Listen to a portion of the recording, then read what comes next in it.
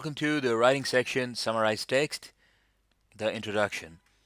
Let's go ahead and see what Summarize Text in writing is about and what are the things that we need to take care of in order to score well. In your exam, you will get 2 or 3 Summarize Text questions. Each of that text, it's up to 300 words. So essentially what the question is, you'll see some text on your screen and you'll have 10 minutes in which you have to write a summary of it. So for each question, you'll be given 10 minutes. So it's very important that you use those 10 minutes wisely. You divide them into the time between reading the passage and then, when you start writing it, and how much time in the end you leave for reviewing your summary as well.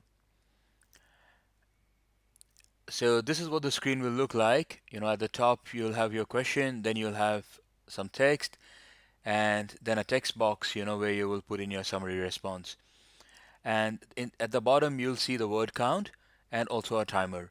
So for this particular question type, your summary, it should be between 5 and 75 words. All right, 5 and 75 words. And it should be only one sentence. All right, so you can write one long sentence as long as all parts of that sentence, they are connected to each other properly by using words like and, but, however, because, therefore, etc. Uh, but it has to be one sentence only, and between 5 and 75 words.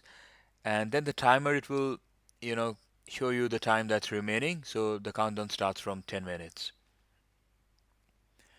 It's a test of your reading skills, right? So how well are you able to read that passage and identify what the key idea is, what the main points are, what the supporting points are, what the structure is. So that's your reading skills. And then, it's a test of your writing skills, right? So how well are you able to take all those different ideas and combine them into one good sentence, right? So that's a very important skill, right? So how well are you able to use the sentence structures, the grammar, in a way that you can form complex sentences which convey proper information.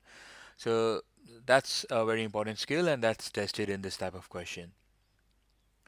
So as I've said earlier, use the 10 minutes wisely, right? Uh, your summary, it should be one sentence only. Learn how to identify the important information in a text. Okay, so as we do the practice, we'll talk about this more, but uh, in general, when you start reading a text, find out, where are they introducing a new topic. Okay, so that's one key point. And then you should be able to tell when they are providing additional information or just examples to support that key point. Okay, so is the key points in the text, that get the first priority to go into your summary. If after that, your word count allows and the structure of the sentence allows, then you can provide any examples or anything extra. Okay, but the first thing is to try to capture all the key points. And the summary, it has to be only one sentence.